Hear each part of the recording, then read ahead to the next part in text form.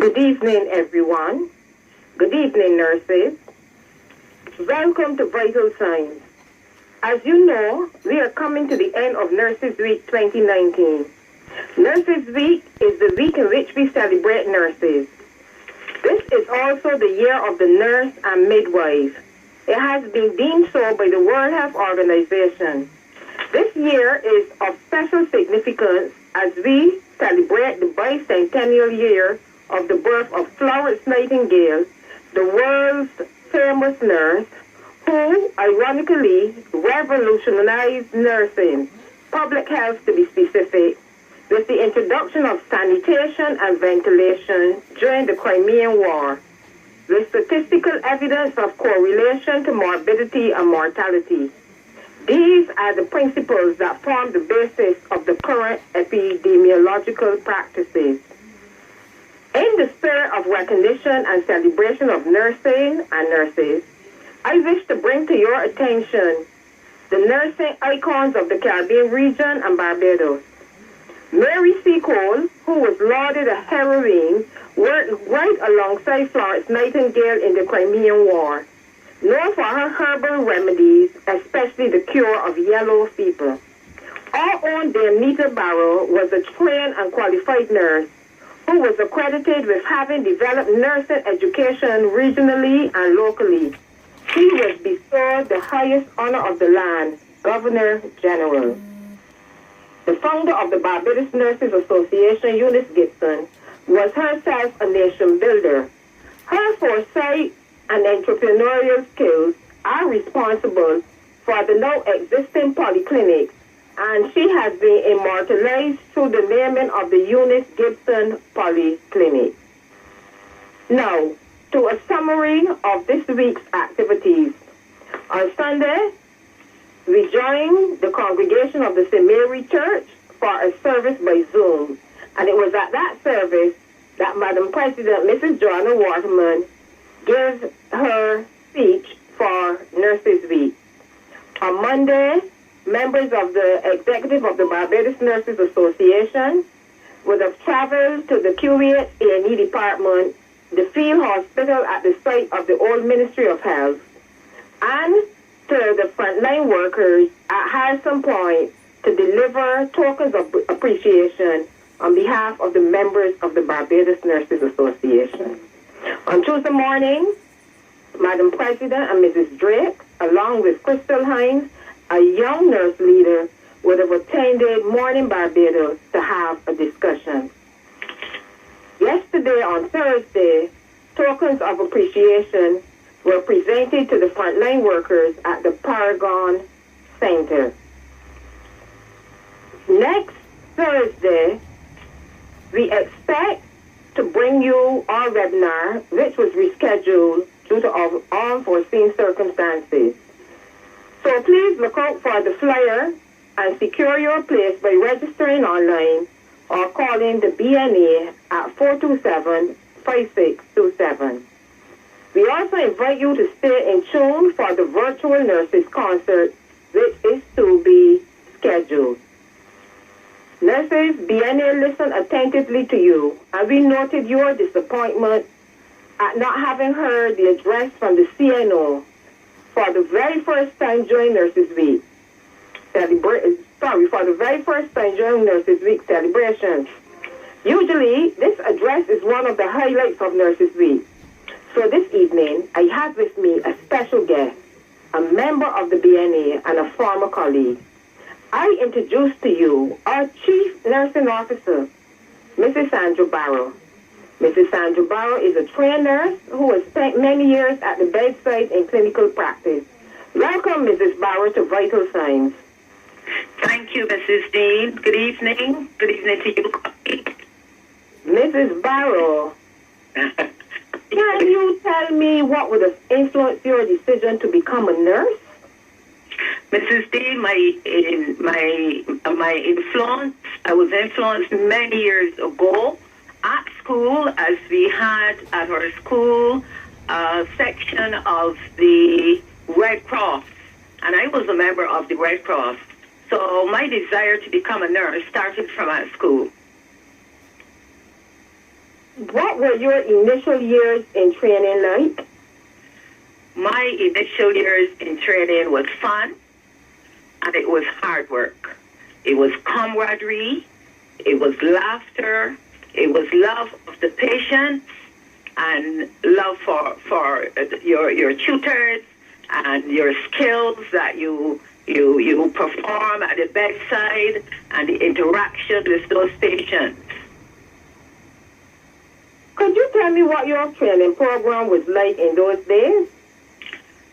Our training program was very, very similar to what we were doing at the community college in recent years. It was a 3-year program.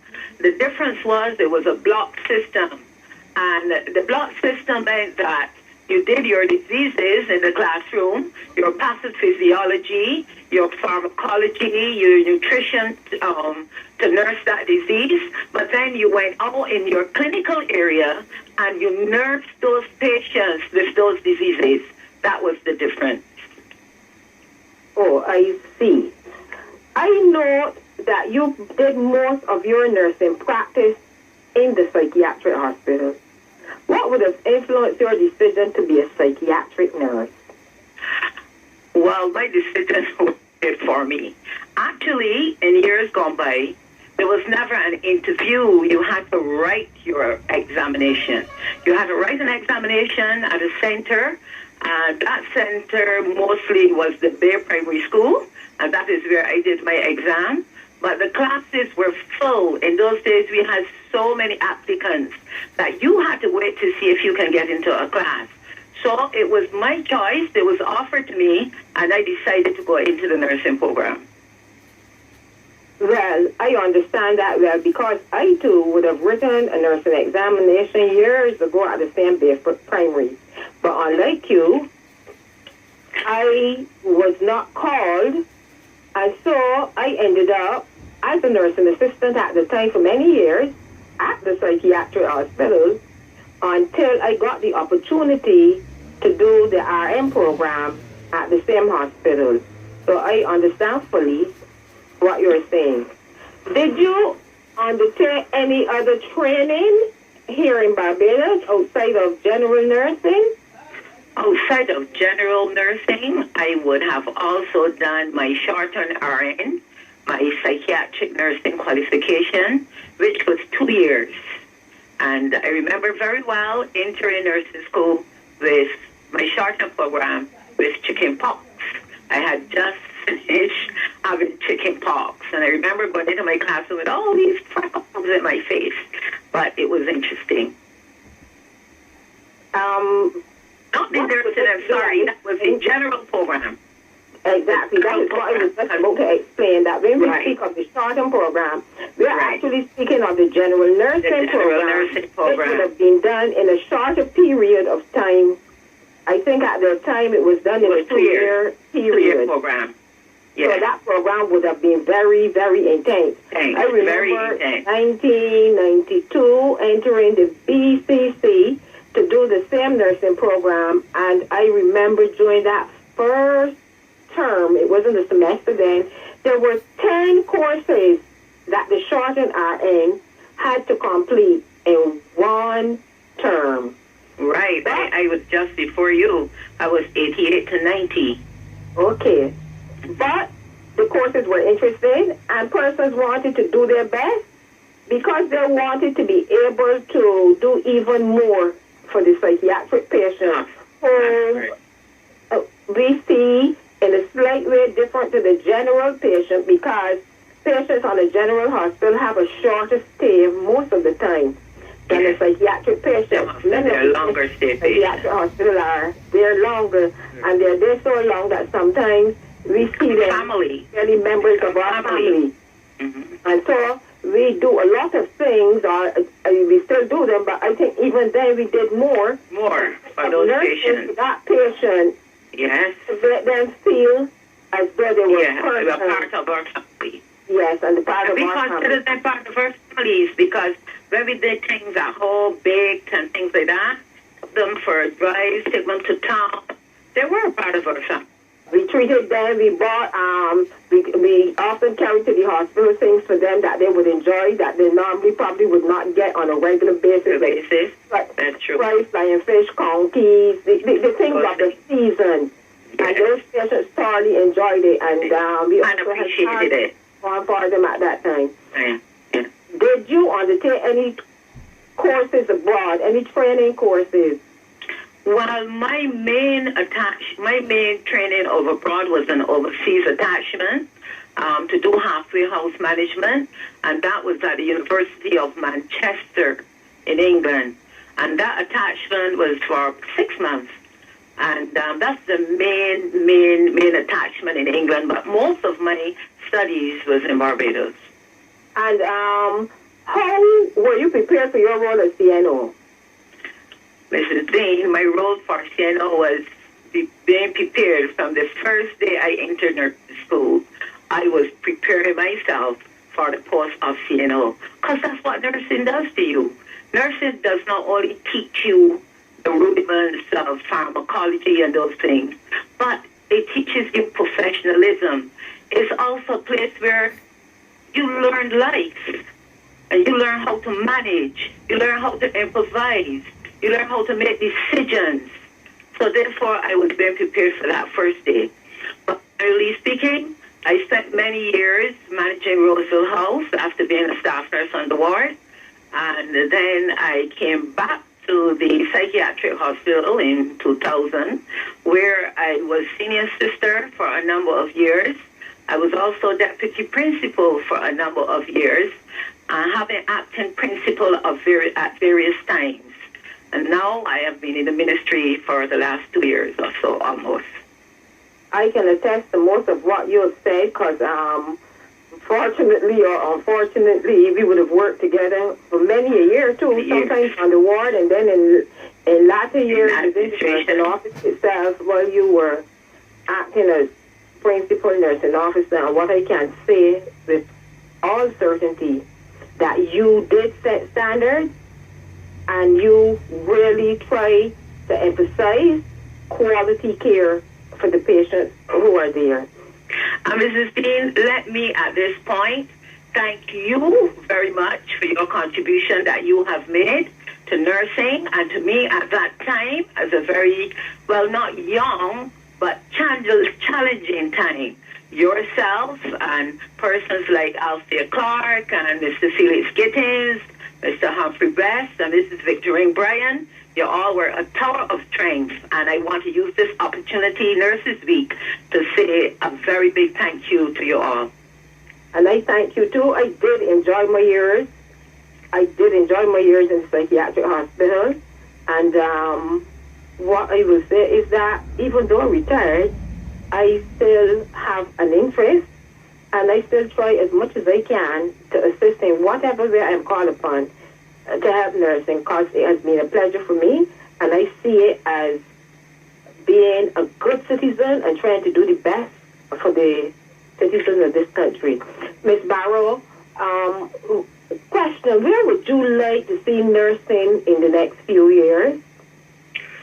Well, I would really like to see, Mrs. Deane, I would like to see nurses take a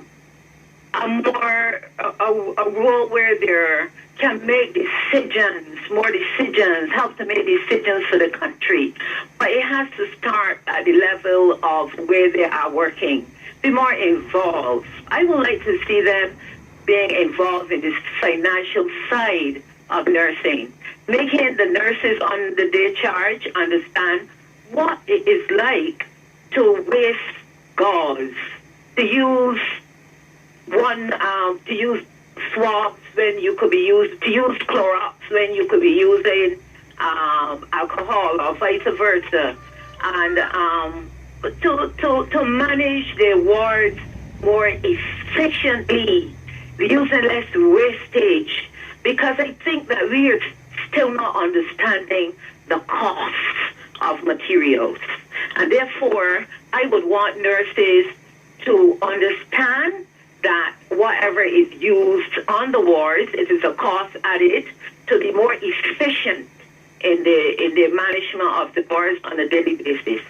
I would like also to see them being involved more in things that affect nursing and affect their future. I don't think enough young people are being involved in the BNA, for instance, getting involved in the things that affect nursing, having a voice. They need to have a voice. I think we're too quiet. What about succession planning? I think it is critical for nurses, and I think that nurses at the senior level should involve junior nurses more in management. They need to more or less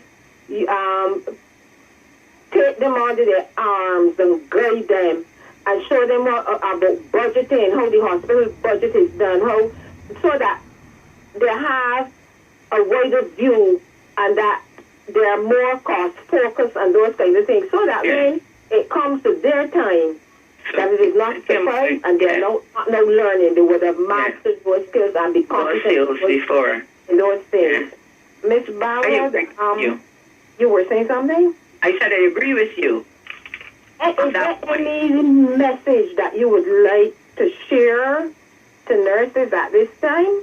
Well, I did not get the chance to deliver my message on Nurses Day. However, I would like to thank the nurses on the front line for giving nursing care to everyone who needed assistance at this time, putting themselves at risk and leaving and going to work and leaving their families. As Chief Nursing Officer, I wish to commend all of them. I wish to commend them for their compassion, commitment, and dedication to service. I applaud you, nurses, and I encourage you to take good care of yourselves. Practice all the protocols necessary that will ensure your safety. And hopefully, you had a wonderful Nurses Week. May God bless us. Mrs. Barrow, I too would like to join with you in commending all nurses, especially those on the front line, but in general, all nurses who dedicate their time and effort to serving humanity. I know that there are many challenges out there, but I know with God's grace and with perseverance that you will overcome them. So nurses, I truly hope that you had a very, very productive Nurses Week, and I ask you again to look out for the webinar, which is to be held next Thursday. So please remember to register online or call the BNA, and to keep an eye out for the virtual concert, which will be held via internet, and it will involve your own colleagues